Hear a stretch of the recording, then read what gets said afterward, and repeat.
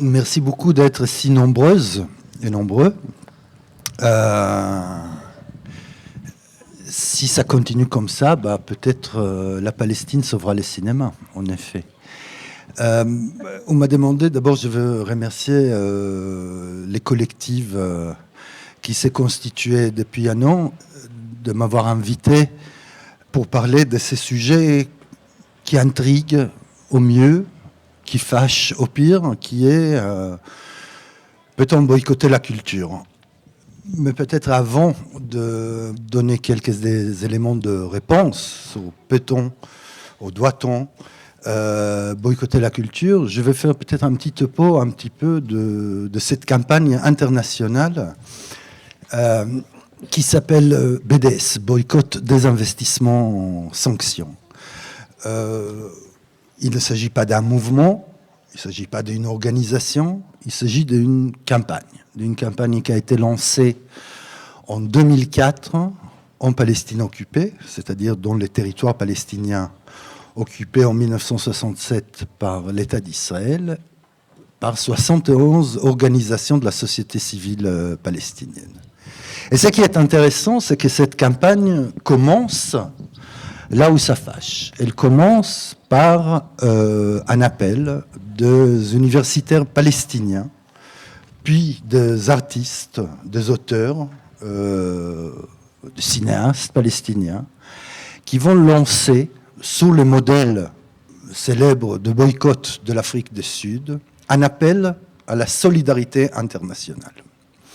On est simplement pour donner un petit peu le contexte, 2004-2005, il y a la décision de la Cour internationale de justice déclarant que les murs de séparation, et en plus il faut dire les murs en pluriel de séparation, qui sont supposés de séparer la population judéo-israélienne de la population arabo-palestinienne en Palestine occupée, eh bien, ces murs qui a été construit est déclaré comme illégal.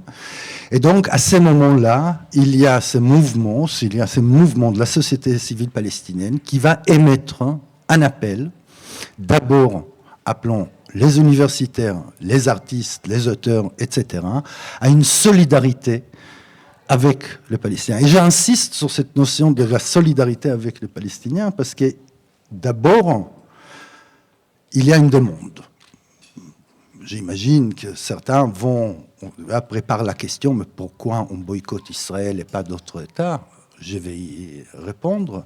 Mais un premier élément de réponse, c'est il y a un appel d'une population opprimée, occupée depuis maintenant plus de 75 ans, qui appelle à l'international en disant « Nous avons besoin de votre aide pour faire un forcing contre l'État qui nous colonise. » Et pourquoi la société palestinienne fait cet appel à la solidarité internationale en parallèle aux demandes politiques face aux États, aux organisations internationales? Parce que, comme vous voyez maintenant à l'ombre de génocide, eh bien, les États et les organisations internationales ne font rien, y compris dans le cadre de quelque chose qui est assez commun dans les relations internationales, qui sont les sanctions, qui sont les boycotts, qui sont les entraves à la normalité. Eh bien, quand les États ne font rien, c'est à la société civile de faire quelque chose. Je vais courir tout de suite à la fin en disant à l'avance, si les États, l'Union européenne par exemple, l'État français, les autres États, utiliseraient les outils qu'ils utilisent vis-à-vis d'autres États, s'ils les utiliseront vis-à-vis d'Israël, on ne serait peut-être pas là. On ne serait peut-être pas là, on n'aurait pas un rôle à jouer. C'est-à-dire que la société civile, nous venons en réalité pallier à quelque chose que les États aujourd'hui, les États occidentaux, avec leurs alliés non occidentaux, ne font pas. Simplement, pour vous donner une idée, il y a sur la liste de boycott de l'Union européenne, il y a 36 pays actuellement qui sont boycottés ou sanctionnés par l'Union européenne. 36 pays, il y a à peu près les mêmes nombres par l'ONU, et les Américains, ils ont encore plus de pays qui boycottent. Mais il y a un pays, un État, que depuis maintenant au moins 60 ans, ne respecte ni les droits internationaux, ni les droits humanitaires, ni les décisions de droit international qui l'encombrent, qui est l'État d'Israël et qui n'existe sur aucune de ces listes de boycott. C'est à partir de ce constat-là que la société civile palestinienne nous appelle en disant « Nous avons besoin de votre aide à 3 niveaux. 1, faire pression sur vos États, c'est-à-dire dans notre cas l'État français. 1. Nous avons besoin de votre aide pour faire pression sur l'État israélien. Et peut-être le plus important, nous avons besoin de votre aide pour faire pression sur la société israélienne elle-même, pour qu'elle fasse pression sur son État. Le boycott se divise donc à partir du moment qui a été lancé, ça s'appelle l'appel à la solidarité. Il a été lancé comme le boycott culturel et universitaire 1, et à cela s'est ajouté les désinvestissements. Le désinvestissement, c'est un appel à des États, à des entreprises, à des fonds de pension, etc., désinvestir d'Israël, et des sanctions, les S de BDS, qui est des sanctions, qui est un appel aux États eux-mêmes, parce que nous ne pouvons pas sanctionner. Eh bien, les boycotts, ou les BDS, les boycotts des investissements sanctions, se déroulent sur plusieurs niveaux. On connaît tous ceux qui ont à peu près mon âge au plus, se souvient des boycotts de l'Afrique du Sud. On commence par les boycotts économiques, c'est-à-dire on n'achète pas des avocats israéliens, on n'achète pas des pamplemousses ou des oranges de l'Afrique du Sud, etc. Et il se trouve que les boycotts culturels et les boycotts économiques est quelque chose qui est assez accepté, voire banalisé dans beaucoup de cadres. C'est les boycotts des consommateurs. Là-dessus, il n'y a pas de discussion, je dirais, il n'y a pas de débat, en dehors de quelques débats minimes. Est-ce qu'il faut boycotter selon les produits qui viennent des territoires occupés ou les produits qui viennent d'Israël elle-même, etc. Mais les boycotts économiques, c'est quelque chose qui est généralement accepté. Puis il y a l'autre boycott, et ça c'est la partie plus compliquée, qui est les boycotts universitaires. Les boycotts universitaires, c'est les boycotts qui disent nous, autant qu'universitaires individus ou en tant qu'institution universitaire, eh bien, on rompt les relations avec les institutions israéliennes ad hoc, jusqu'à un moment dans lequel il ne sera plus nécessaire de boycotter. Donc, on a les boycotts universitaires et on a un autre qui est les boycotts sportifs. Je m'arrête sur le boycott sportif parce qu'il est intéressant, il a un lien avec les boycotts culturels. Il se trouve d'une façon très étrange, très bizarre, c'est que si on regarde les manifestations culturelles, les grandes manifestations culturelles et les grandes manifestations sportives, c'est peut-être les deux espaces les plus nationalistes qui existent. C'est-à-dire, on regarde le Festival de Cannes, il y a les drapeaux des États qui participent, comme si c'était les États qui participent. C'est le cas aussi dans le cadre de sportifs. Il y a les drapeaux qui participent. À partir de ce moment-là, si les institutions culturelles ou les institutions sportives, si les organisations culturelles, les organisations sportives considèrent qu'il s'agit de produits nationaux, le sens de boycott, je dirais, tombe sur le sens. C'est-à-dire, si vous dites que c'est national, nous sommes là pour boycotter justement l'idée d'une représentation nationale, et à partir de là, il y a une logique dans ces boycotts. Et pourtant, les boycotts culturels, qui est les derniers volets, j'ai parlé de l'économique, j'ai parlé d'universitaire, de sportif, et les boycotts culturels, celui-là pose beaucoup de problèmes. La culture serait au-delà de politique. La culture est un pont de dialogue entre les nations. Pourquoi on va punir des gens qui sont bien? Il y a qu'à regarder les produits culturels que nous avons, qui viennent à partir d'Israël, qui sont, dans le cadre du cinéma, plutôt un cinéma critique. Pourquoi on irait boycotter la culture, alors que la culture, il faut la poser au-delà du politique?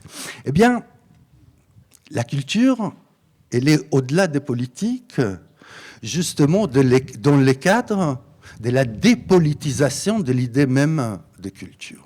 Je vais m'arrêter une seconde sur cette idée de la politisation de la culture. La politisation de la culture, bien évidemment, il ne s'agit pas de faire un produit politique.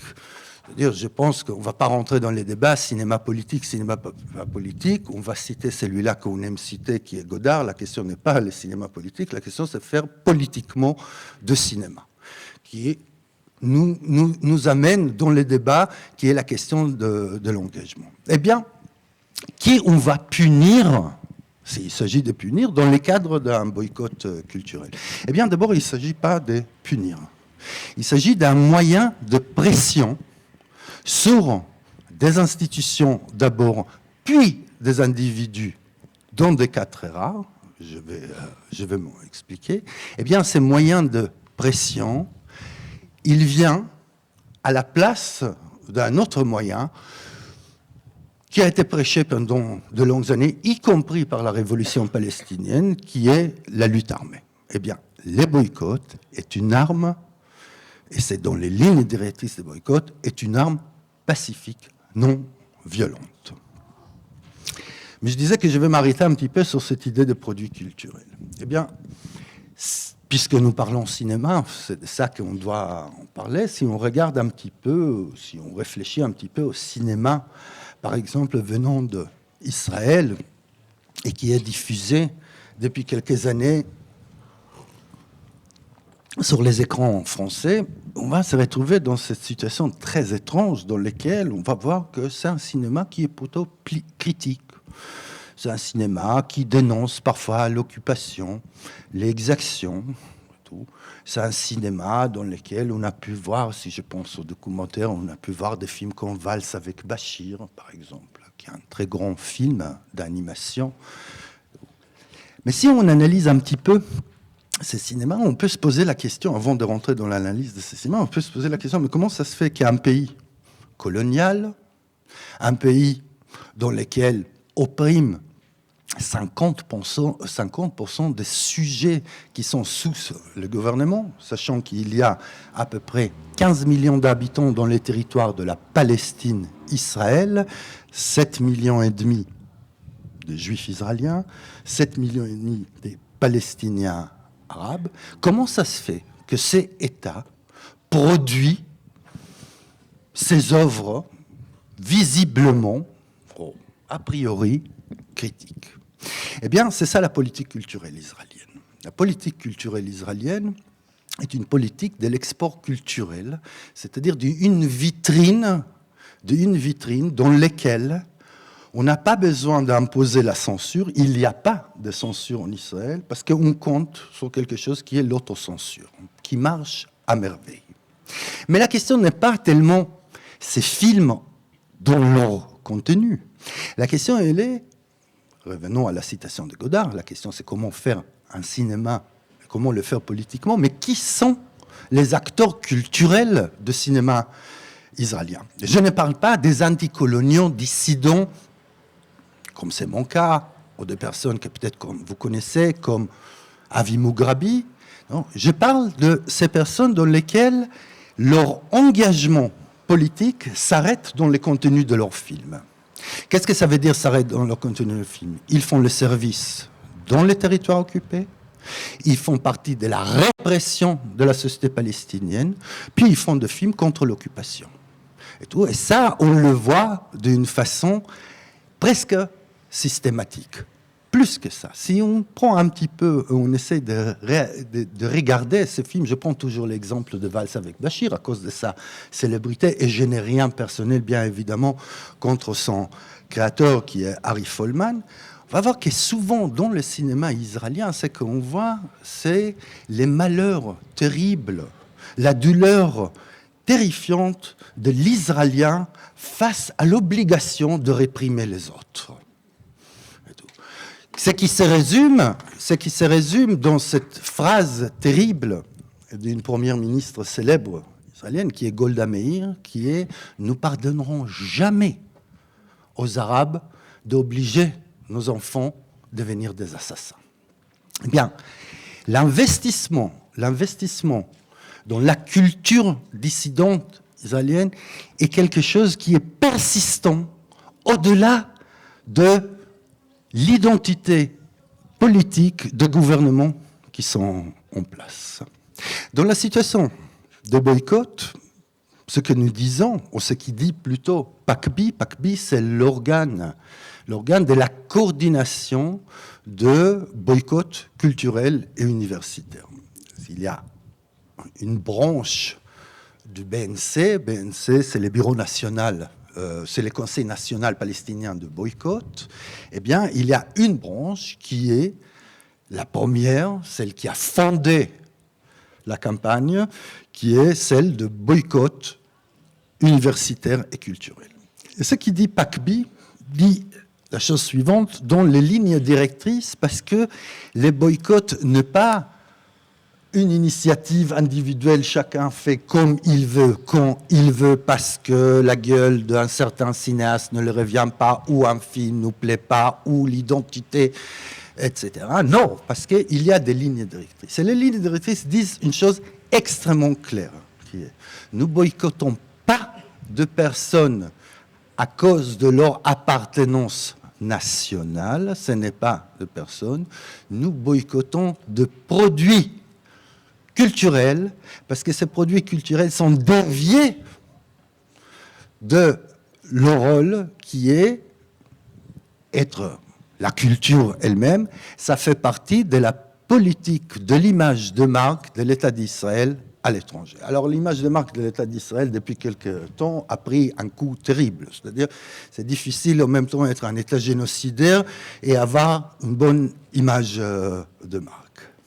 Mais justement, dans cette situation qui est la situation extrême, j'imagine qu'il y a plus qu'une ici qui s'est dit « mais qu'est-ce que moi je peux faire ?» On regarde ces images terribles, on regarde, et on constate parce qu'il se trouve que ces génocides, comme ils disent, ils aiment dire premier génocide en direct sur les chaînes de télévision et sur les réseaux sociaux, eh bien on regarde d'une façon un petit peu sidérée, on s'est dit mais qu'est-ce qu'on peut faire nous ? Qu'est-ce qu'on peut faire en tant qu'individu ? Eh bien là, on rentre dans la question de l'engagement individuel de la société civile au sein de cette campagne internationale de boycott. Eh bien, la règle, je dirais, la règle éthique, pour laisser la question morale de côté, elle est on ne peut pas agir en normalité dans une situation qui est une situation anormale. Agir dans une normalité, dans une situation qui est anormale, ça veut dire normaliser la normale. Et c'est exactement la tentative permanente de l'État d'Israël, y compris actuellement dans le cadre du génocide à Gaza d'un côté, et de l'autre qui est, on en parle moins, qui est la purification ethnique de la Palestine occupée en Cisjordanie, qui est les démolitions des camps de réfugiés et pousser les populations grosso modo vers la vallée de Jourdain en vue d'un transfert de population vers la Jordanie, dans le cas de la Cisjordanie, un transfert de population accompagné des théories de masse vers l'Égypte dans le cadre de la bande de Gaza. Eh bien, la notion de normalisation, elle est fondamentale. Qu'est-ce que ça veut dire pratiquement la normalisation ? J'ai un film, et nous savons tous, ici, ceux qui font des films, que nous sommes des toxicos de choses, des toxicos de subventions et toxicos de notoriété. J'ai un film, il est sélectionné au festival d'Okaviv à Tel Aviv, et je me dis magnifique, je pourrais aller à la plage, je vais rencontrer des gens, dialogue culturel, et en plus, moi qui suis un petit peu pro-palestinien, je vais aller les parler, peut-être je vais les convaincre, etc. Et bien justement, non. et pas justement non. Ça, c'est normaliser la normale. Pas seulement, je dis non, je ne participerai pas au festival d'Okaviv. Et dans ces cas-là, je peux répondre en mail en disant non, je suis désolé, je préfère aller dans d'autres festivals. On verra, peut-être, je ne sais pas, etc. On n'est pas répondre en mail et tout. Et donc, je suis extrêmement satisfait de mon boycott puisque j'ai dit non de cette affaire. Non, ceci n'est pas le boycott. Le boycott est l'engagement déclaratif dans le boycott. C'est-à-dire venir, en effet, écrire au festival d'Okaviv. Dans ces cas-là, ça peut être le festival de Jérusalem ou le festival de Haïfa, des festivals excellents par ailleurs, en disant non, je normalise pas, je n'accepte pas cette normalité dans laquelle nous allons être là, sur la terrasse de la Cinémathèque de Jérusalem, en face des murs de séparation, en train de boire un coup et pleurer les malheurs de Palestiniens. Non, je ne normalise pas et je le déclare ouvertement. Il faut savoir que il y a aujourd'hui des pays dans lesquels le mouvement, il est extrêmement solide et offensif. C'est le cas de l'Angleterre, par exemple, sur la dernière pétition britannique, pardon. C'est la dernière pétition britannique déclarant boycott des artistes et des cinéastes. On a 14 000 signatures. Pour vous donner une idée, en France, c'est 320. Simplement pour vous donner un petit peu une idée. On va en parler, les pourquoi de ça. Et donc, il y a ces engagements individuels dans lesquels, moi, autant qu'un acteur culturel, producteur culturel, je refuse la normalité, je refuse la normalisation, et ils vont m'expliquer, mais vous savez, nous sommes un festival extrêmement ouvert, on est contre l'occupation, et on est en plus des opposants, on va parfois aux des manifs. Très bien, c'est pas ça qu'on vous demande. On vous demande vous, venir dire, comme nous faisons, je dis maintenant nous, je parle des Israéliens dissidents qui font partie de cette organisation à l'intérieur d'Israël qui s'appelle Boycott from Within, boycott de l'intérieur, qui est l'organisation israélienne de solidarité avec l'appel de boycott palestinien, qui dit, nous demandons, en tant qu'Israéliens, boycottez-nous. Boycottez-nous comme un moyen de pression, justement, double. Et c'est ça qui est important. C'est un moyen de pression dans lequel les gouvernements, ils s'en foutent un petit peu. Les gouvernements israéliens s'en foutent un petit peu, je dis, de boycott culturel. Et encore, je dis, c'est quand même un pavé jeté dans la vitrine de la respectabilité, disons, des gens bien israéliens. Mais surtout, le boycott, et c'est là qui est le mécanisme important de boycott, le boycott est un engagement qui est un forcing sur des Israéliens pour prendre eux l'engagement vis-à-vis de leur gouvernement d'un côté, et en plus vis-à-vis de l'appartenance à une normalité qui est la normalité de la dissidence anticoloniale. Je m'explique. Pardon.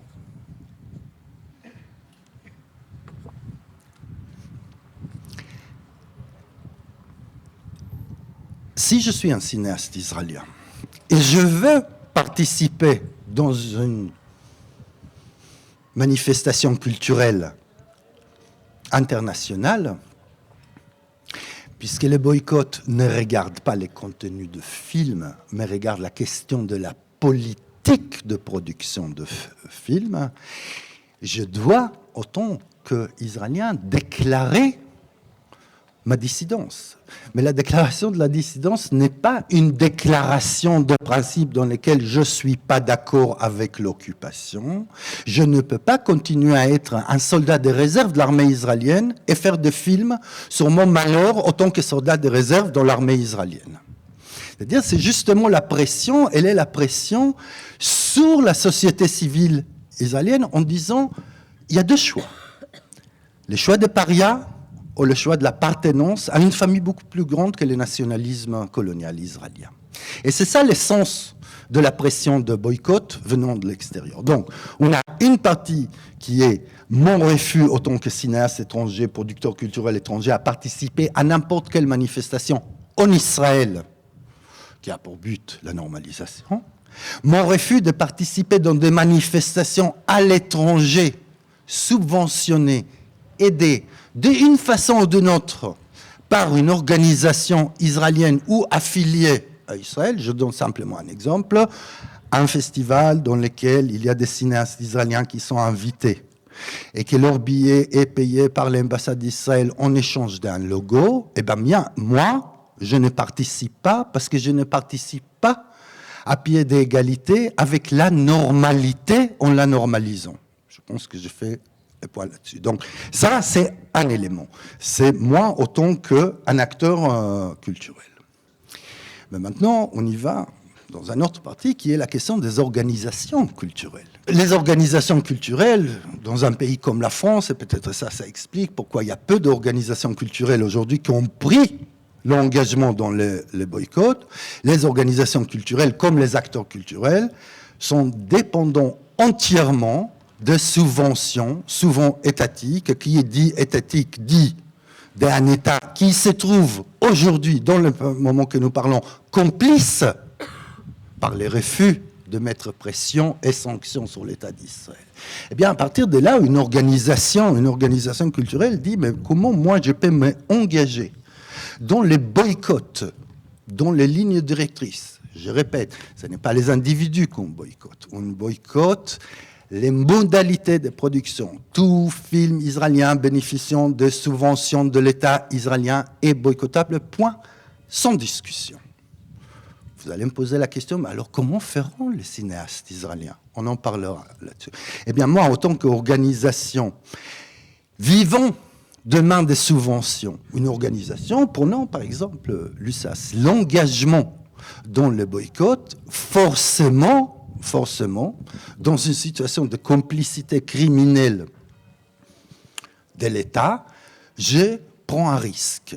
Et donc, en effet, il faut qu'on parle une seconde des risques courus par les organisations d'un côté ou par les individus des autres. C'est-à-dire, moi, je peux, et je ne le ferai pas, je peux étaler maintenant les raisons pour lesquelles ça fait maintenant, je ne sais pas, la dernière fois avec mon dernier film, j'étais ici, donc ça doit être en 2013, donc ça fait plus de 10 ans que je ne fais plus de films subventionnés, même ces derniers films ne l'étaient pas, c'est-à-dire j'ai subi, à cause de mes prises de position, des paroles, etc., j'ai subi une forme de contre-boycott extrêmement silencieux, c'est-à-dire off, tous les gens de CNC sont d'accord avec moi, on, je passe pas les commissions. Et tout. Il y a un risque, certes, il y a un risque, mais qu'est-ce que ça veut dire un engagement sans risque? Un engagement sans risque n'est pas un engagement.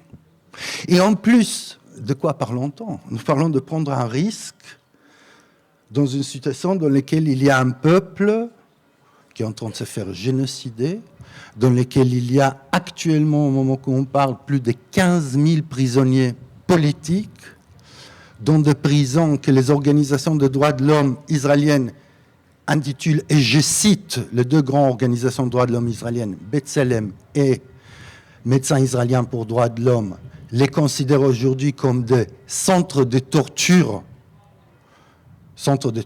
Eh bien, nous parlons d'être solidaires et de prendre un risque face à quoi? Face à des gens qui sont génocidés, incarcérés, leurs maisons sont démolies, etc. Je ne veux pas vous faire maintenant les laïus de ce que vous pouvez voir sur les écrans et dans les informations. Eh bien, certes, il y a un risque. Sauf que ce risque, il est qu'on est individu. Et c'est justement, il y a les mouvements, je dirais la campagne de BDS, elle crée aussi d'autres formes de solidarité. C'est-à-dire, si nous sommes en masse, plusieurs organisations culturelles, comme c'est le cas aujourd'hui du Festival d'Avignon, finalement, Avignon a pris une position dans laquelle tout le monde a dit, mais on ne peut pas la prendre, et le conseil général va me faire ceci, et l'autre va me faire cela, et l'autre... il y a beaucoup de fantasmes dans la tête de qu'est-ce qui va m'arriver si, et machin, etc. Finalement, on voit que ce n'est pas si grave que ça. Mais si on est plusieurs organisations culturelles à se mettre ensemble, c'est une position des organisations culturelles culturels, non plus des individus. Pareil par rapport aux individus. Aujourd'hui, un des combats que nous essayons de mener dans les cadres de BDS, c'est dire il n'est plus possible que le cinéma israélien bénéficie en France des mêmes conditions que n'importe quel film européen. Ce n'est pas possible que le cinéma israélien concourt aujourd'hui dans l'Académie européenne de cinéma, dans lesquels ce cinéma, et j'ai dit ce cinéma, est financé par les mêmes qui financent aujourd'hui les chars, les drones et l'armée génocidaire. C'est-à-dire, moi, il y a là un argent que je ne prends pas. Et ça, c'est la question de la quantité. C'est pour ça que l'appel que j'espère qui va sortir, qui est l'appel de l'USAS, qui est l'appel justement à se dire, nous, d'abord, nous répondons présent à l'appel de la solidarité palestinienne. Deuxièmement, nous appelons présent autant qu'un collectif des créateurs au fait qu'il y a des choses que nous ne faisons pas. C'est-à-dire, nous ne sommes pas seulement en train de faire un cinéma politique, nous sommes politiques. La prise de parole, moi j'ai toujours considéré, en ce qui concerne mon cinéma, que l'occupation de l'espace public, peut-être je suis sensible à la notion occupation parce que je suis israélien, eh bien l'occupation d'un espace public n'est pas un privilège, est un devoir. Certains le considèrent comme un devoir. Et puisque je viens d'utiliser le mot privilège, peut-être là-dessus, il faut dire une chose. Finalement, on voit que la société israélienne, en tant que société, que corps social, et là, on va parler maintenant des artistes créateurs, etc., israéliens, sont extrêmement privilégiés. D'un côté, la manne extraordinaire d'argent qui est investi par l'État, par exemple, dans le fonds de cinéma israélien. C'est-à-dire, c'est des sommes colossales qui sont investies justement dans le cinéma israélien. Dans le cinéma, il y a trois champs qui sont les cinémas d'un côté, la traduction littéraire de l'autre, et le troisième, la danse contemporaine. Eh bien, les acteurs culturels israéliens sont extrêmement privilégiés. D'abord, il n'y a pas de censure. On n'est pas dans les cas de pays oppresseurs qui oppriment leur propre population. C'est ça la différence dans un pays qui est un pays autoritaire, oppresseur de toute la population, à titre égal, et d'un État qui est un État d'apartheid dans lequel opprime certains et les autres, ils ne les oppriment pas. Moi, par exemple, je peux dire tout ce que je viens de dire ici, je peux le dire en Israël. Je risque de me faire casser la gueule par un ou deux personnes dans le public, mais je ne risque strictement rien sur le plan de vue, sur le point de vue étatique. Et pourquoi? Parce que j'appartiens au côté blanc, pour prendre l'exemple sud-africain, au côté blanc de la société. Donc, je continue à bénéficier de privilèges. Donc, j'ai le privilège de la parole libre, qui n'est pas le cas de mon compatriote palestinien, citoyen de l'État d'Israël, parce qu'ils existent. Il y a 20% de la population israélienne, c'est des Palestiniens, citoyens de l'État d'Israël, et eux, ils n'ont pas cette liberté d'expression que j'ai. Ils n'ont pas non plus le privilège que j'ai. Donc, d'abord, nous sommes privilégiés. Privilégiés par l'État, privilégiés au sein d'un système d'apartheid, et nous sommes privilégiés par les soutiens extraordinaires qui viennent de l'étranger, qui disent « mais vous êtes des gens si gentils, si bien, si opposants, vous êtes et tout, venez, on vous embrasse ». Et bien justement, l'idée de boycott, elle est toucher aux privilèges. Pourquoi toucher aux privilèges? Pour forcer les acteurs culturels israéliens à prendre position eux-mêmes. Parce qu'on peut continuer à être une personne qui est à la maison, assis avec Eyal Sivan, on discute contre ça et contre ça et contre ceci et contre cela, c'est-à-dire être bien. Mais quand il s'agit de prendre un engagement réel, par exemple la désobéissance au service de réserve. Je répète le service de réserve parce que tout Israélien qui a fait le service militaire qui est obligatoire pour les hommes comme pour les femmes, 3 ans pour les hommes, 2 ans et demi pour les femmes, continue à faire des services militaires de réserve de 35 à 45 jours par an, ça dépend à quelle unité on appartient, grosso modo jusqu'à l'âge de 40 ans. Donc, on peut continuer à être un opposant aller à des manifs et en même temps, on prend qu'un engagement dans les contenus culturels, mais on ne prend pas un engagement politique réel qui est par exemple la désobéissance.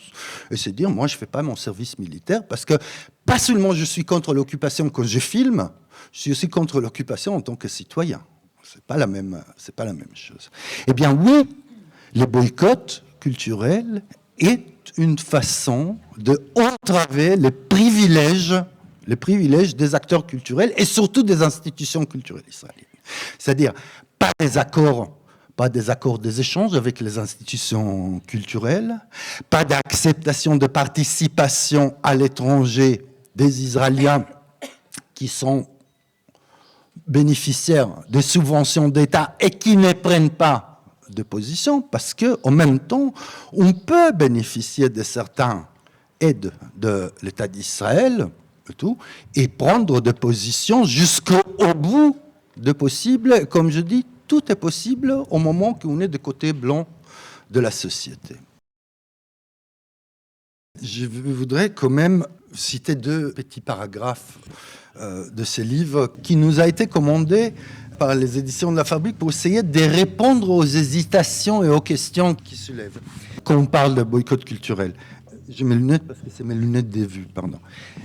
Je vais vous citer le directeur général du ministère des Affaires étrangères israélien qui nous dit la chose suivante. Dans un document qu'on appelle en anglais « policy papers », c'est-à-dire un papier de politique générale, il dit « Utiliser les productions culturelles israéliennes pour atteindre les objectifs politiques de l'État d'Israël, c'est d'autant plus nécessaire face aux défis auxquels fait face l'État d'Israël, confronté à l'expansion des actions de délégitimation et du boycott. Utiliser la culture israélienne comme un reflet positif de l'État d'Israël est un moyen pour développer et renforcer les liens diplomatiques. Pour nous, renforcer une image positive d'Israël est un but en soi. » Ça, c'est une générale qui est intéressant, mais je cherche en réalité dans le chapitre sur le cinéma, parce qu'il y a... C'est une citation d'un ancien Premier ministre israélien. Oui,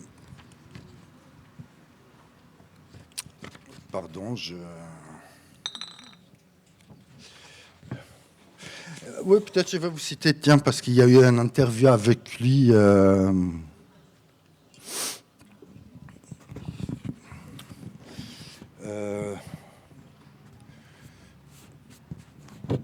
Ou la citation de Shimon Peres. Bon, ensemble, Shimon Peres lors de l'ouverture du festival de Haïfa, donc il s'agit de quelques années, il était encore vivant. Donc, là, il explique devant les États généraux de cinéma israélien, il dit « Les États-Unis ont réussi à s'imposer dans le monde à travers Hollywood. J'attends de vous de devenir le Hollywood israélien, c'est-à-dire imposer la culture israélienne à l'étranger. » Ça, c'est simplement pour dire que l'idée de focalisation sur le boycott culturel, parmi les différents volets, ce n'est pas les seuls, comme je dis, elle est issue aussi, et d'abord, de l'utilisation qui fait l'État d'Israël de la culture. Et donc, le boycott a aussi cette idée dans laquelle il essaye de séparer, et ça c'est une question, je pense, qui élargit un petit peu notre débat, de comment séparer la dépendance totale de la culture de l'État. Je pense que dans la situation pré-fasciste que nous trouvons en France, c'est une question, ça sert bien qu'on commence à se la poser. Et tout, commencer à se dire, mais comment on peut continuer à faire alors que peut-être ceux qui seront au pouvoir seront encore pire, et c'est possible, de ceux qui sont aujourd'hui, et que finalement la culture... Alors, on le sait bien, dans le cadre de la toxicomanie cinéaste et culturelle dans laquelle on a besoin de chutes de subventions permanentes, les budgets augmentent, on a besoin de plus de jours de montage, on a besoin plus de ça et tout. Bah, la première réaction, c'est un petit peu d'autocensure, c'est-à-dire je vais écrire pour les commissions pas exactement ce que je vais faire, mais ce qu'ils veulent entendre, sauf que toute personne qui a un petit peu mon âge sait qu'au fur et à mesure de l'écriture, à la fin, on fait ce qu'ils veulent, non pas ce qu'on a voulu faire, etc. Donc cette question de la séparation de culture et d'État, je pense que c'est une question pertinente pour nous tous. Tu m'as posé la question de l'intelligence. Eh bien, il y a les lignes directrices. Il y a les lignes directrices de PACBI qui sont d'ailleurs en annexe de livres et qui ne sont pas pareilles. Quand il s'agit, par exemple, des acteurs culturels au sein de monde arabe, c'est différent, ou les acteurs culturels citoyens palestiniens de l'État d'Israël, dans lesquels on dit, par exemple, ou dans les lignes directrices, que, évidemment, on ne demande pas aux gens de renoncer à leur travail, et dans ce cas-là, dire non, je ne participe pas, moi, acteur de cinéma, je ne participerai pas à une production israélienne parce que je risque d'être boycotté. Non, il y a des conditions, donc on parle d'un boycott, comment ça se fait au sein du monde arabe, comment il s'est fait pour les citoyens israéliens eux-mêmes et pour les étrangers. Mais il y a des cas dans lesquels on a des problèmes. On a des vrais problèmes qui tombent. Prenons l'exemple d'Avi Mugrabi d'il y a 3 ans. Pourquoi je dis Avi Mugrabi, qui est un cinéaste, ceux qui le connaissent, admirable dans son travail, un très grand cinéaste, parce qu'Avi Mugrabi, pendant très longtemps, s'est opposé au boycott culturel.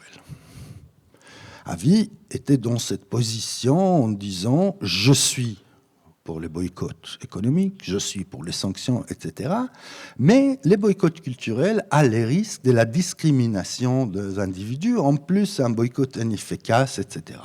Il se trouve qu'Avi aujourd'hui, il est sur une autre position, il a rejoint les boycotts culturels. Mais comment ça se fait, par exemple, qu'Avi Mugrabi, d'il y a 3 ans, de 4 ans, et tout, n'était pas boycotté? Parce que justement, Avi Mugrabi est un dissident vocal. Les 3 demandent, parce que j'ai oublié de dire, mais quand est-ce que va s'arrêter ce boycott? Parce qu'il y a un but dans les boycotts. Les boycotts, la campagne de boycott dit la fin de l'apartheid que j'ai donné l'exemple, c'est-à-dire la discrimination au sein des citoyens eux-mêmes, entre citoyens israéliens, juifs et citoyens palestiniens d'Israël. Donc, la fin de l'apartheid, la fin de l'occupation, qui sont 2 choses différentes, et l'acceptation de résolutions des Nations Unies majeures des Conseils de sécurité, c'est-à-dire les droits internationaux par l'État d'Israël, à savoir la résolution 194 des Nations Unies qui donne les droits au retour aux Palestiniens chassés de leurs terres et leurs villages lors du nettoyage ethnique de la Palestine de 1948, et la résolution 242 de 338 qui est le retrait des territoires occupés. C'est-à-dire, au moment que j'accepte ces 3 positions, et je me déclare soutenant le boycott, je ne suis pas boycottable. Et c'est ça l'exemple, par exemple, d'Avi Mugrabi, pour montrer aussi qu'un Israélien n'est jamais boycotté parce qu'il est israélien. Et donc, ceux qui ont voulu, comme ça et tout, là-bas, se dire, attends, est-ce que c'est pas de la discrimination, voire même de l'antisémitisme, boycotter un Israélien? Eh bien, la campagne de boycott ne regarde pas les personnes à travers leur nationalité, mais à travers leur engagement déclaratif et leur engagement réel et non pas non plus les contenus de film. Et je vais donner un exemple qui est plus compliqué, qui est l'exemple d'un film qui a eu l'Oscar de documentaire, des meilleurs documentaires, oui, qui a eu le prix à la Berlinale, qui est No Other Land, pour ceux qui l'ont vu. Eh bien, No Other Land est un film qui a posé beaucoup de questions et beaucoup de débats au sein de ces organes qui est PACBI, qui est le bureau de boycott, la coordination de la campagne de boycott culturel et universitaire. Pourquoi ? No Other Land est un film fait par un collectif de 2 Israéliens et 2 Palestiniens. Ils sont 4.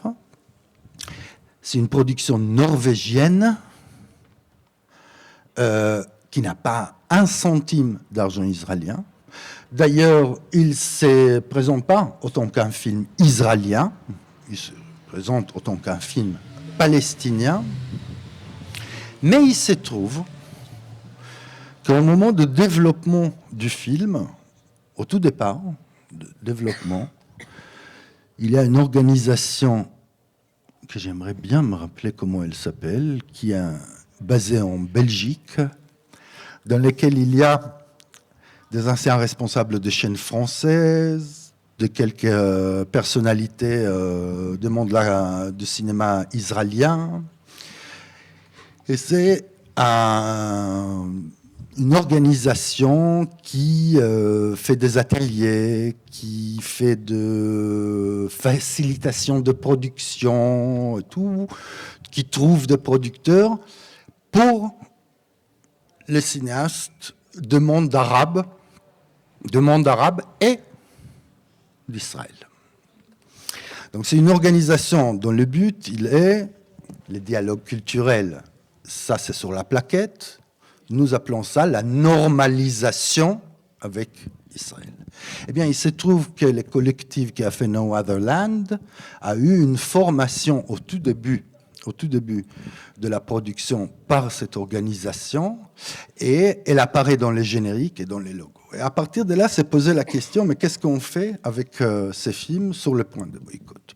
Lors de sa présentation au Festival de Berlin, il y a eu une décision.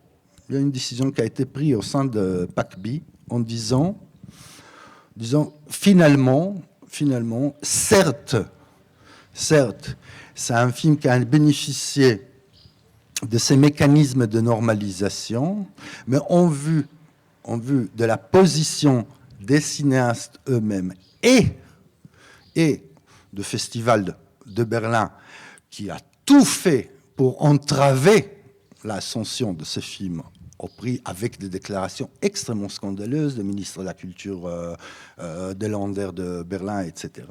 Il y a une décision de PACBI de dire on ne fait rien. On laisse le film et tout. Oui, ceci est une exception d'intelligence par rapport aux lignes directrices. Puis il y a eu l'Oscar. Et à partir de là, il s'est posé un problème qui était... Lors du Festival de Berlin, il y a eu un des 2 réalisateurs, parce que c'est un collectif de réalisateurs, de réalisateurs et de chefs-op. Eh bien, les réalisateurs israéliens a fait une déclaration qui a été extrêmement mal prise par les autorités allemandes, par les festivals eux-mêmes, qui s'est excusé vis-à-vis de l'État d'Israël de ce qu'a dit les cinéastes. Et lui, il a eu beaucoup de problèmes à titre personnel. C'est un journaliste extraordinaire d'un journal, le seul journal qui mérite d'être lu, à mon avis, israélien, qui est Plus 972, pour ceux qui connaissent, un journal en ligne. Eh bien, il a eu peur.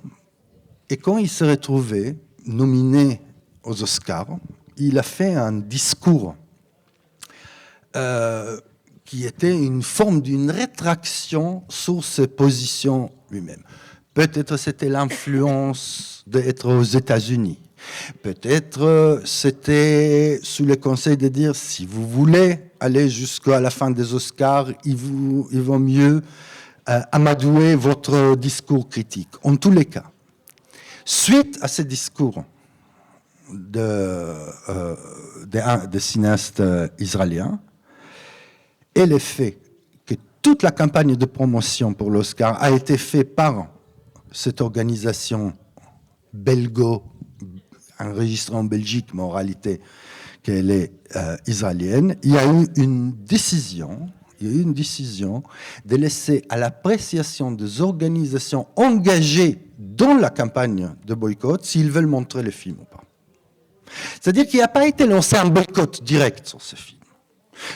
Laissons ça à l'appréciation des organisations.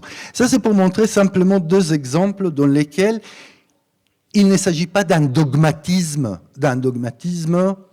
direct.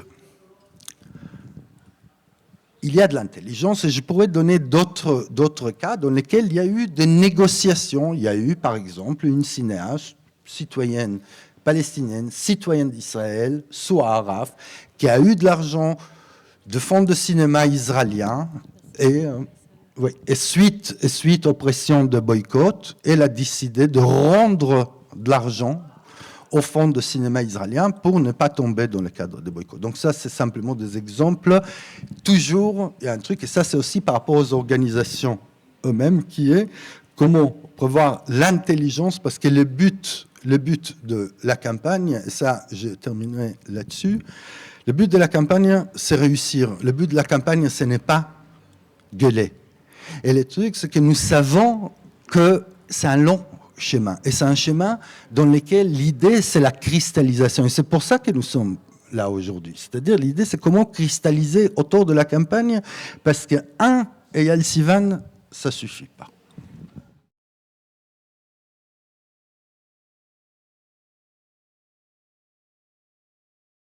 Je vais vous donner un exemple, excusez-moi de me mêler des choses qui ne me regardent pas, mais comment vous expliquer qu'il n'y a eu que 2-3% de la population française qui était dans la résistance?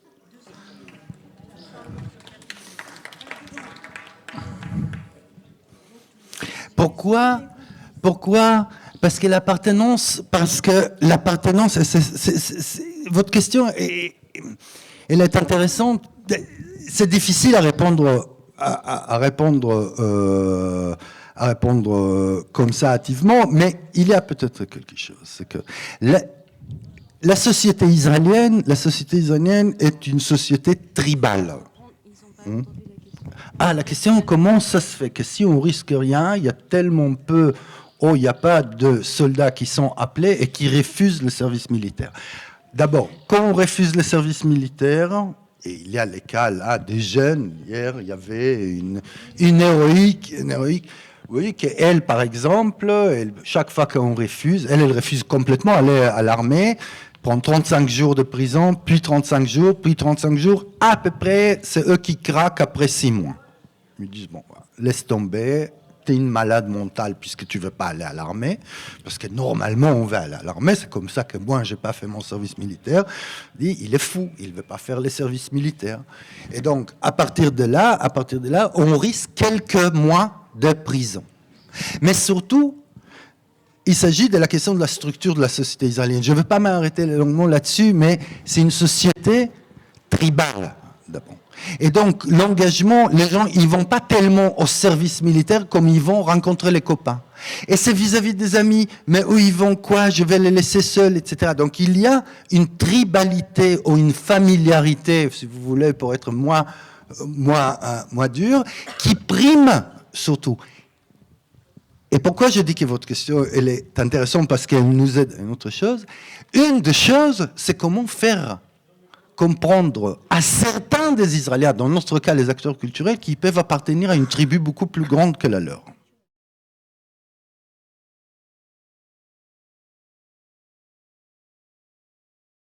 Quelqu'un dit qu'il y a question de beaucoup de soldats israéliens qui se suicident.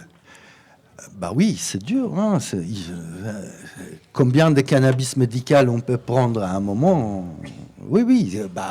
Il y a une désobéissance grise.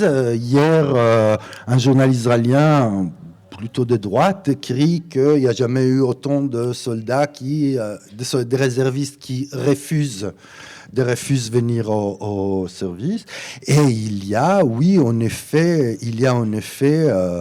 une vague, beaucoup Oui, il y a 5 plus que 2023 et en tout 9 plus que en 2022, 17 soldats. C'est énorme, c'est trop.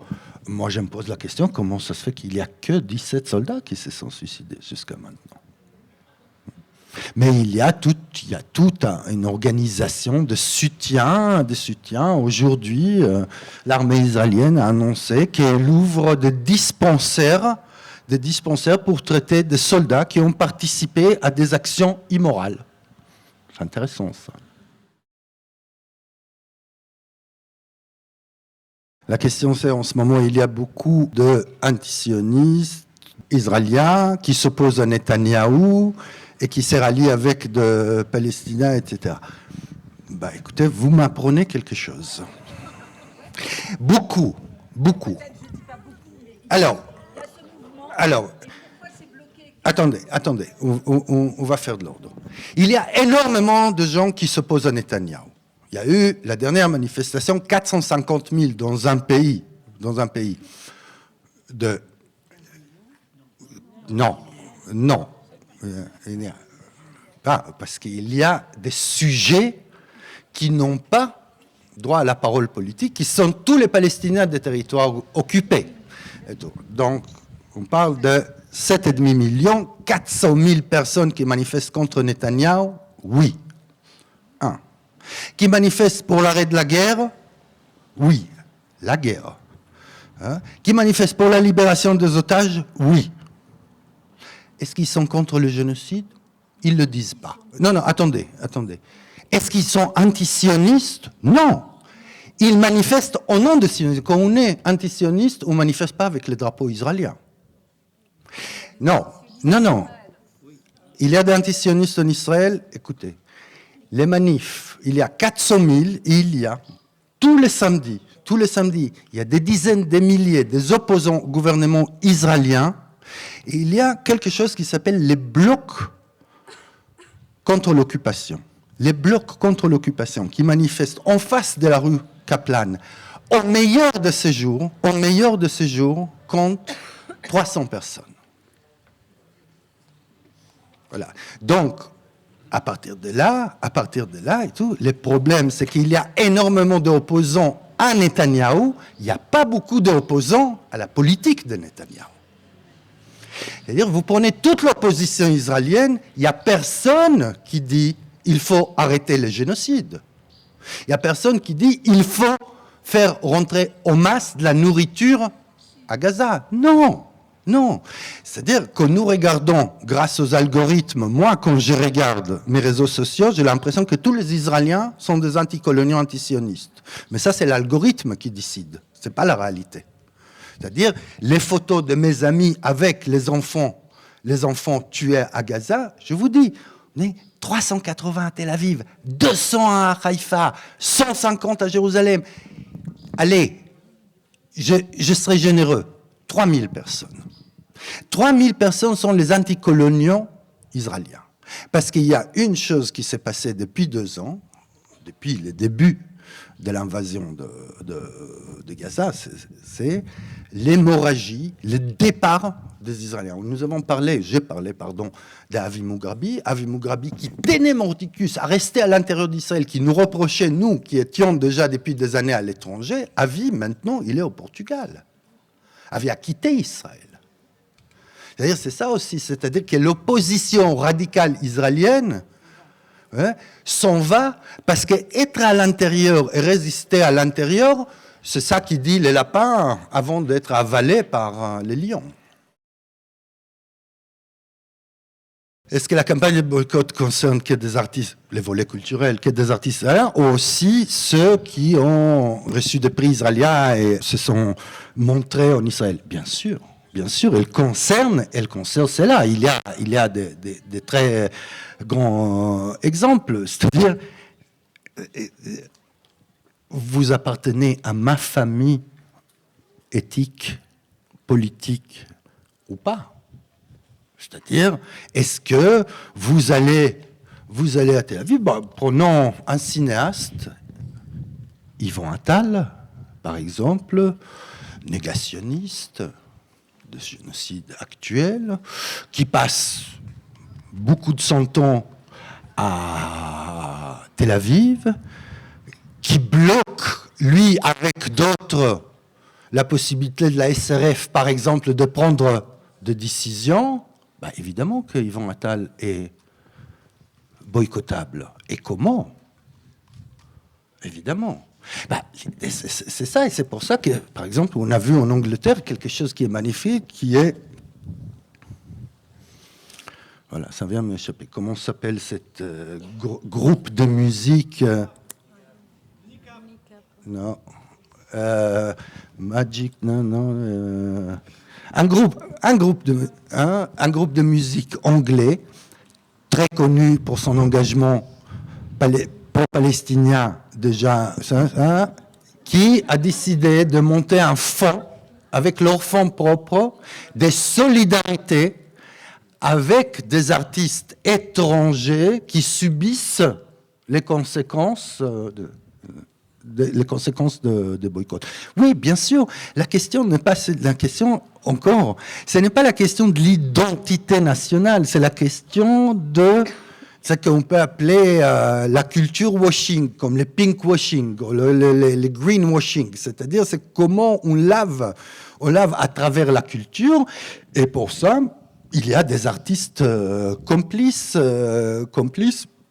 On connaît des grands engagements, par exemple, c'est un problème qui se pose aujourd'hui pour Pakbi, pour la campagne de boycott, au sein de Hollywood, qui a énormément des acteurs culturels hollywoodiens qui sont engagés de côté d'Israël. Et une des choses, c'est la pression. Et ça m'amène à un truc que peut-être j'ai oublié de dire, ce qui est que un petit peu partout dans le monde, et les collectives, la Palestine sauvera le cinéma, qui peut-être il faut dire quelque chose sur ce nom qui peut paraître un petit peu bizarre. Ça veut dire quoi, la Palestine sauvera le cinéma et tout. Moi, je ne sais pas pourquoi ils l'ont intitulé, mais moi, je vais donner quand même mon interprétation. Une des choses aujourd'hui, c'est qu'on voit un petit peu partout dans le monde, mais vraiment quelque chose qui s'appelle Art Workers for Palestine, travailleurs de l'art pour la Palestine. C'est-à-dire, c'est de groupes qui se constituent, après ça dépend des cultures militantes, qui sont là pour mettre de pression. Par exemple, Art Workers for Palestine Italie est en train de lancer là une campagne contre le Festival de Venise avec, non pas de menaces, mais une explication avec la direction de festival, qui est un festival qui n'a pas pris aucune position, en plus il a sélectionné deux films israéliens, dont un coproduction avec la France, en disant il vaut mieux que vous preniez décision parce que sinon nous on sera là dans toutes les projections, comme c'était le cas à Berlin, etc. Donc Art Workers for Palestine. Par rapport au titre la Palestine sauvera le cinéma, je crois. Je crois que si nous sommes si nombreux ici, et si c'est pas seulement par les sentiments d'horreur qu'on a vis-à-vis de manque d'action de nos gouvernements, de nos dissidents, etc. Mais ce que je constate dans les manifs aujourd'hui et dans les organisations des événements pour la Palestine, c'est que la Palestine est devenue une forme d'un carrefour, comme les jeunes aiment dire, d'une convergence des luttes, qui est, qu'on peut dire, la preuve par la Palestine. La preuve de fascisation de nos gouvernements par la Palestine. La preuve de complicité par la Palestine. Et donc, dans cette perspective-là, de l'idée de la preuve par la Palestine, qu'aujourd'hui, par exemple, il faut les féliciter, il faut les embrasser, il faut leur faire plein de bisous et tout, les mouvements queer extrêmement présents dans la question palestinienne. Pourquoi les mots queer? Parce que c'est la preuve par la Palestine. Et si on pense à la preuve par la Palestine, c'est ça aussi l'idée, la Palestine sauvera le cinéma, parce que peut-être c'est grâce à la Palestine qu'on va commencer à réfléchir à ces questions qui sont les questions de complicité artistique. No Other Land est un exemple. No Other Land est une production norvégienne, financement norvégien, en dehors de ces petits trucs au départ de la production. On voit, justement, c'est notre travail, c'est-à-dire on arrête cet accord de coproduction scandaleux entre le CNC et Israël, et on dit par contre, faites comme vous faites avec le cinéma iranien. Soutenez les dissidents. Si vous prenez de l'argent de l'État, ça veut dire que vous n'êtes pas dissident. C'est-à-dire, c'est à nous aussi de venir et dire non, on n'est pas. Ça, c'est l'idée d'élargissement de la tribu. C'est-à-dire, soit vous voulez appartenir à votre petite tribu étriquée, soit vous rejoignez quelque chose qui est beaucoup plus large, qui est le nous. Et c'est à nous, à l'extérieur, de rassurer. Mais, je dis encore, dans la situation actuelle dans laquelle nous sommes, franchement, ce n'est pas le cinéma israélien qui est le problème. La question, c'est comment continuer à soutenir quelque chose qui est devenu un étendard de la résistance palestinienne, qui est le cinéma palestinien. C'est ça la question aujourd'hui. Moi, je dis, laissons le cinéma israélien se débrouiller pour l'instant. Là, je ne peux que répondre par un principe. Je vais citer de mémoire Desmond Tutu, l'archevêque de Johannesburg, qui disait à la fin de l'apartheid, dans une situation d'oppression, la neutralité est être de côté de l'opprimé, de l'oppresseur. Dans une situation d'oppression, être neutre, c'est être de côté de l'oppresseur. C'est-à-dire, ça veut dire, ça c'est Desmond Tutu, hein, moi je regarde là-dedans, hein, je cite de ça. Mais qu'est-ce que ça veut dire? Justement, revenons à mon point de départ. La question, c'est pas faire des cinémas politiques, c'est faire politiquement du cinéma. La question, c'est pas faire une manifestation qui se dit, nous, on est une manifestation politique. Non, non. La question, c'est politiquement. C'est-à-dire, là, je vais citer une autre que j'aime beaucoup, qui est Hannah Arendt. Hannah Arendt dit, en politique, on ne juge pas sur les intentions, on juge sur les actes. Et ça, c'est chose. Alors, on peut dire, nous voulons que cette X manifestation culturelle prenne position, c'est-à-dire fasse un acte. Cette organisation culturelle qui nous est chère, comme l'USAS par exemple, et tout, a ces considérations politiques, subventions, etc., d'un risque de prendre acte, eh bien nous, on est là pour la soutenir. C'est ça, c'est-à-dire, ça c'est la Palestine sauvera le cinéma, ça c'est la preuve par la Palestine. C'est un laboratoire d'une très grande complexité. Évidemment que c'est facile aujourd'hui de dire, oui, mais les boycotts de l'Afrique du Sud. Mais les boycotts de l'Afrique du Sud étaient dans une situation dans laquelle les multinationales n'étaient pas ce qu'ils sont aujourd'hui, dans lesquelles on savait exactement qui est quoi. Je vais vous donner un exemple, qui est le dernier rapport de la rapporteuse spéciale pour la Palestine des Nations Unies, cette admirable personne qui est Francesca Albanese, qui sort un rapport sur les entreprises complices.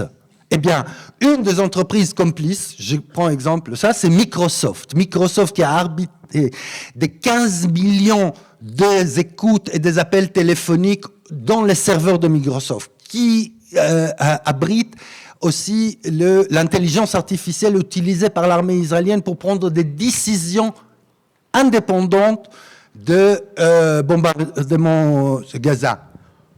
On peut boycotter maintenant Microsoft? Combien de gens ils ont Gmail ici? Non, on ne peut pas. On ne peut pas, Microsoft. Par contre, mettre en avant la complicité de Microsoft. Dire que nous, en tant qu'utilisateurs individuels, non, on ne peut pas arrêter notre Gmail du jour au lendemain ou notre Express. Par contre, quand il s'agit d'une organisation culturelle qui a besoin de serveurs, il n'est pas à choisir Microsoft dans ces cas-là. Pareil avec Airbnb, Booking.com, etc., etc. Évidemment que dans une économie, et d'autant plus dans une économie culturelle multinationale dans laquelle on n'est rien autant qu'individu, mais la question sur qui on fait pression. C'est-à-dire, il y a une différence entre l'utilisation de ma boîte mail d'un côté ou mon organisation culturelle qui décide que tous les serveurs seront sur les clouds de Microsoft, puisqu'il y a d'autres options.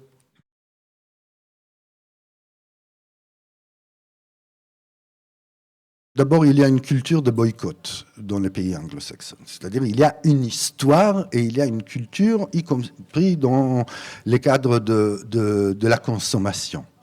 Ça, c'est une chose. C'est les relations, c'est cette idée, pourquoi en Angleterre, on voit des manifestations de 500 000 et d'1 million. Ça, c'est une chose. Deuxièmement, parce que le chantage à l'antisémitisme qui se déroule au quotidiennement en France, et tout, je dis chantage à l'antisémitisme, ça ne veut pas dire qu'il n'y a pas d'antisémitisme, mais l'instrumentalisation de l'antisémitisme dans un pays qui a plutôt une tradition, comment dire, collaborationniste, un petit peu de déportation des Juifs, pas très clair par rapport à dessus. Les Anglais, ils sont un petit peu de bon côté dans cette histoire. Donc, ils sont moins sensibles à ces chantages. Et troisièmement, c'est la question de modalité de financement de la culture anglaise par rapport aux modalités de financement de la culture française. On peut en parler. Il y a beaucoup plus de privés, de privatisations, de fondations, de fonds, de charities, etc., qui sont en Angleterre. Et donc, la question de la dépendance des dealers aux dealers, qui sont les fonds qui fournissent la drogue financière, ils sont moins dépendants. C'est pas qu'ils sont moins toxicaux, mais leur dealer est différent. La question, c'est comment faire pression au gouvernement et ne pas faire pression à ces quelques belles âmes. Écoutez, moi, je fais partie de ceux que, à cause de mon âge, et mon cinéma un petit peu le témoigne, ne croient pas que tout a commencé le 7 octobre 2023. Et donc, la question se pose, où nous étions le 6 octobre 2023. Où ils étaient le 6 octobre 2023, où ils étaient le 6 octobre 2022 et 2000, etc., etc., etc. C'est très simple. Ceux qui sont les dissidents anticoloniaux, tout, ne se sont pas réveillés comme certains de la résistance française quand ils ont vu le vent se tourner. Ils étaient dissidents avant, pendant et peut-être après aussi. La question, c'est non pas s'arrêter à cette dissidence déclarative, mais justement à comment faire peser sur la société civile israélienne la question de choix. Paria ou appartenant à quelque chose qui est plus large. Si c'est quelque chose de plus large, et tout, nous sommes là pour vous accueillir. Mais sinon, nous sommes là pour vous rendre paria. C'est ça la réponse.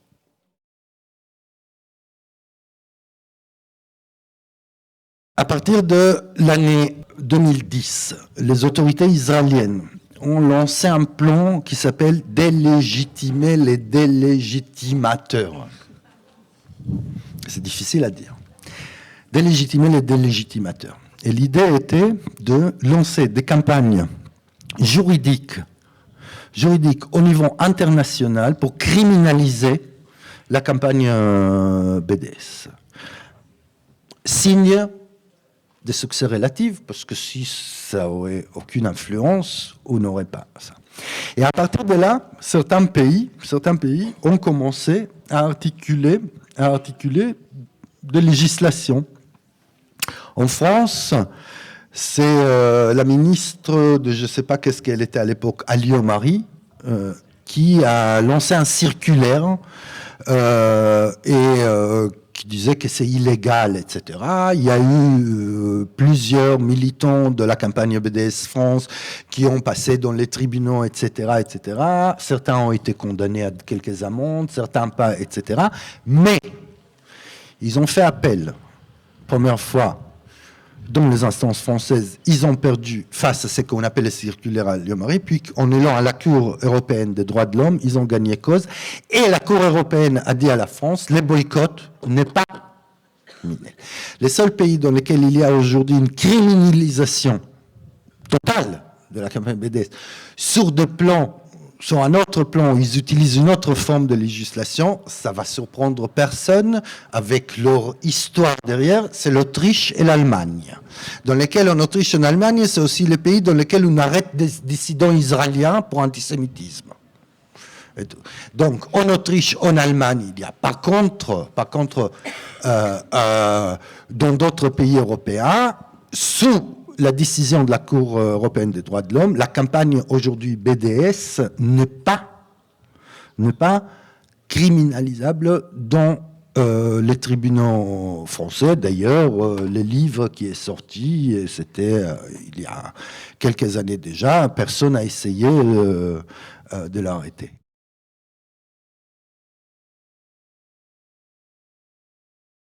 Qu'est-ce qui risque? Écoutez, je ne sais pas, il est comment le conseil général de la région ici? C'est qui, le chef, etc. Donc, qu'est-ce qu'on risque? On risque de retirer des subventions, on risque d'appeler, de dire nanana, et tout. La question, c'est est-ce qu'on considère ça comme un risque? Moi, je pense que... je dirais autrement, souvent il y a des gens comme ça après, de discussions, de débats, des meetings, ils viennent me dire tu es vachement courageux, etc. Moi, qui ne maîtrise pas totalement le français, je pense que courage, c'est face au danger. Et pour pouvoir être courageux, il faut vérifier le danger. D'abord, moi, je risque aucun danger, donc je ne suis pas courageux, et on ne risque rien tant qu'on n'a pas essayé. Donc moi, ma réponse serait, je ne sais pas qu'est-ce qu'on risque, mais en tous les cas, c'est à nous, les spectateurs, c'est à nous, le public, c'est à nous, les créateurs, d'être là comme les boucliers contre le risque.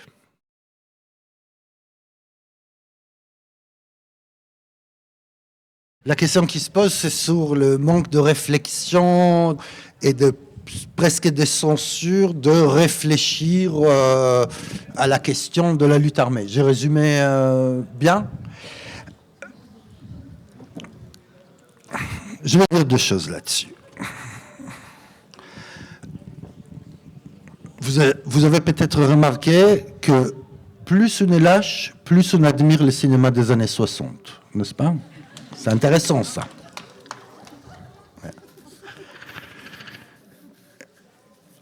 On aime regarder comme ça ces cinémas. Ici et ailleurs, super. Alors là, vraiment génial et tout. Essayez de faire passer aujourd'hui un dossier ici et ailleurs dans un fonds cinéma. Essayez de faire passer un film. Alors, c'est peut-être toute une question qui est quand on s'arrête sur l'idée de cinéma politique, comme si c'était un gage de quelque chose. Moi, je fais partie de ceux qui ne savent pas qu'est-ce que c'est un cinéma non politique. Je ne crois pas qu'il y a un cinéma non politique. Le cinéma, par l'effet de son occupation de l'espace public, il est politique par définition.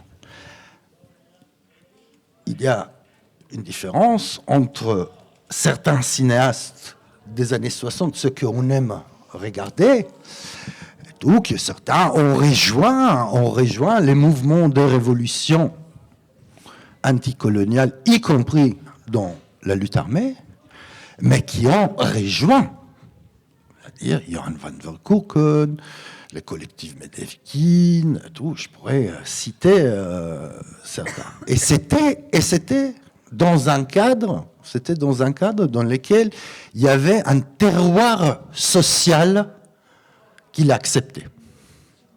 Il y avait un terroir social. Ce terroir social a disparu. Maintenant, vous posez la question de, dans le cadre de la discussion sur la Palestine, aujourd'hui, on ne peut même pas parler de la question de la lutte armée. Alors, je dirais là-dessus deux choses, parce qu'on est là pour parler de boycott culturel. Je dirais deux choses. La campagne de boycott culturel la campagne de BDS, de boycott des investissements sanctions, est un des moyens de résistance du peuple palestinien, non pas exclusive, mais inclusive. C'est un mode de résistance qui a choisi la non-violence comme ligne de conduite. Il ne dit pas,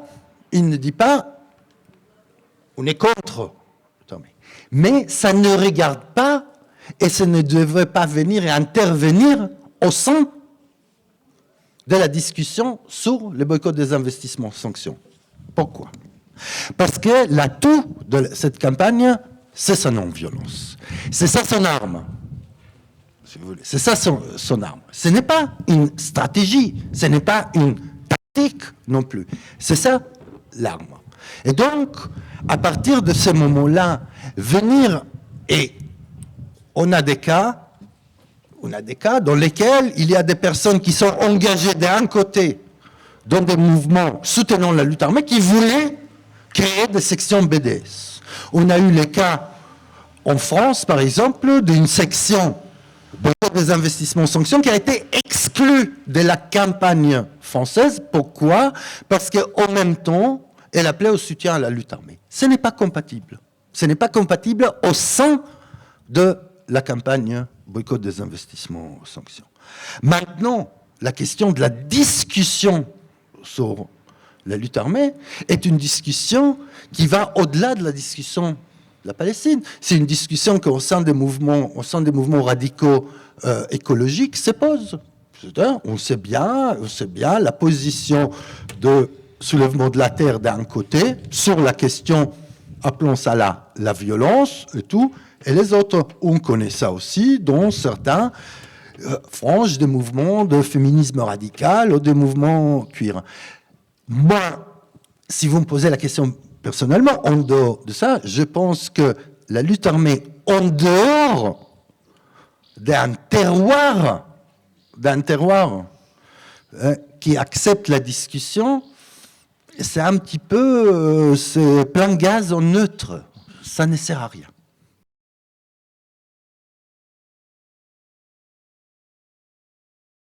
Je vais vous répondre là-dessus deux choses. D'abord, je vais prendre la façon dans laquelle vous avez présenté les choses. Vous dites, on ne peut pas tout à fait comparer un État non démocratique comme l'Afrique du Sud à un État un peu démocratique. Moi, la question de la démocratie, pour moi, c'est comme être enceinte. On est ou on ne l'est pas. Un peu enceinte, ça ne veut rien dire. Donc, un peu démocratique, un peu totalitaire. Et tout. Donc, ça c'est une chose. Et ça, c'est la position, c'est la position que vous exprimez, c'est ce que nous appelons la position de la gauche sioniste. Israël est un État démocratique pour les Juifs et juif pour les Arabes. Clair. Une démocratie qui est une démocratie pour une partie de la population, ça s'appelle en droit international apartheid. Une seconde. Je vous ai écouté. Donc, l'État d'Israël est un État non démocratique, sauf si on pense, comme certains pensent et ont oublié ce qu'ils ont appris à l'école, que la démocratie, ce n'est pas les règnes de la majorité, mais la protection des minorités. Ça, c'est une grande différence. Donc, en cela, Israël n'est pas un État démocratique. Mais, vous savez quoi? Je vous accorde qu'Israël est une démocratie. Et alors, on va faire un exercice ensemble. Si Israël est une démocratie, définissons qu'est-ce qu'est une démocratie d'après Israël. Non, vous n'allez pas me répondre, c'est chacun de nous. C'est-à-dire qu'on peut arrêter des gens pour des durées indéterminées sans procès. C'est-à-dire qu'il y a une partie des gouvernés, 50% presque des gouvernés, qui n'ont aucun droit civique. C'est ça une démocratie? Non. Donc, d'abord, mettons de côté, Israël n'est pas une démocratie, point à la ligne. Et tout. Ça, c'est une chose. Deuxièmement, vous dites les risques de BDS, c'est radicaliser le gouvernement israélien. Qu'est-ce qui va se passer? Si on continue le BDS, il risque d'avoir un génocide? Ça veut dire quoi, radicaliser le gouvernement israélien? Qu'est-ce qu'il n'a pas fait encore? Qu'est-ce qu'il n'a pas fait encore, ce gouvernement, qu'il y a un risque qu'il sera radicalisé? Quoi?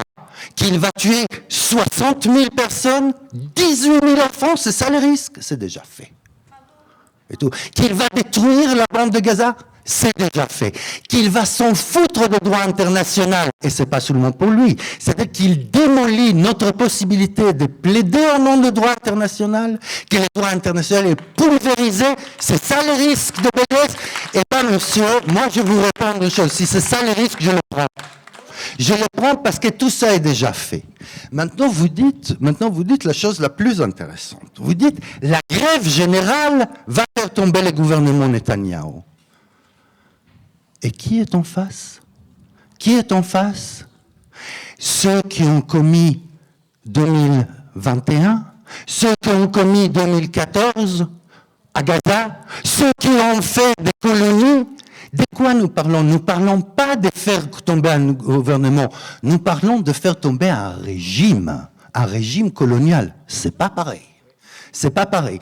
La question, c'est amener l'État d'Israël à faire un choix entre entité coloniale ou, justement, démocratique. Et si nous acceptons Israël au sein de la famille des nations autant qu'un État colonial, ça veut dire que nous acceptons le colonialisme comme un mode de gestion politique. Que certains en France, ils sont là à la porte. C'est ça qu'ils veulent. C'est pour ça qu'ils sont les admirations de l'État d'Israël. Parce que qu'est-ce qui est les meilleurs exemples de la gestion coloniale importée d'Israël? Prenons un exemple. Gaza, Cisjordanie ne sont que la banlieue d'Israël, c'est les quartiers difficiles.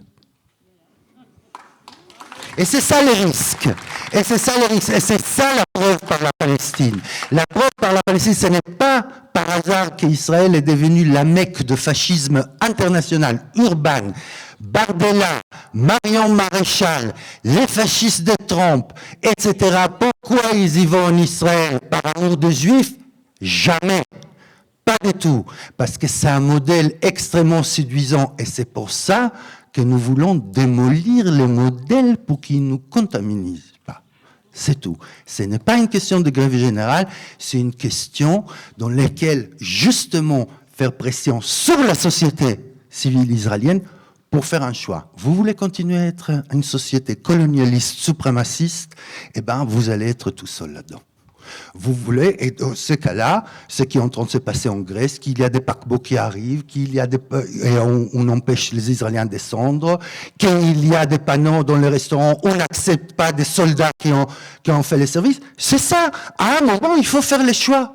On ne peut pas faire comme Israël a fait jusqu'à maintenant.